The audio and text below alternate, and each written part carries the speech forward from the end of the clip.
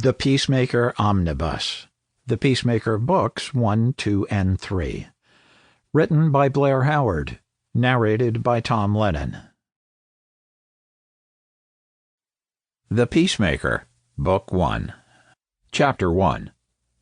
This city, like so many other cities across the U.S. of A., never sleeps, but not because of rampant partying. Although, if you ask around, there's fun to be had, and for every taste and wallet. No, sir, this isn't Vegas. This city doesn't sleep because it can't afford to, but not because of stock trade or poverty, although if you ask around, you'll find it has its fair share of both. No, sir, this isn't the Big Apple either. This city can't afford to sleep because this is where the fates of nations are decided. Here, the game of politics that started some 2.5 centuries ago is still being played, and with more vigor than ever before. And sleep, even for an hour, means falling behind. This city's days are filled with never-ending meetings, conferences, and hearings, with business lunches and paperwork.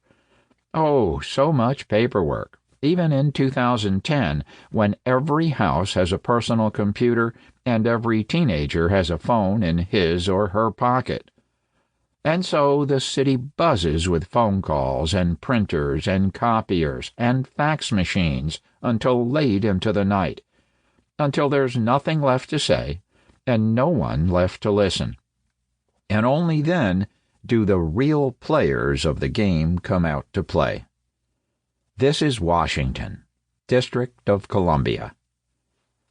On one such night, just after midnight, a nondescript, even by this city's standards, black Chevrolet Suburban sped along a snow-powdered street, its tires grabbing at the asphalt with the tenacity of a wild animal, sending chunks of dirty snow flying across the sidewalks, its xenon headlights piercing the night, reaching far into the distance like a pair of silver scimitars.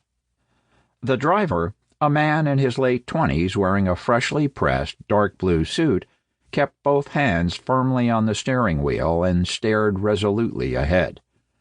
He was in control of the situation, knowing full well the importance of the man in the back seat who was staring intently at his laptop, the cold blue light illuminating his face.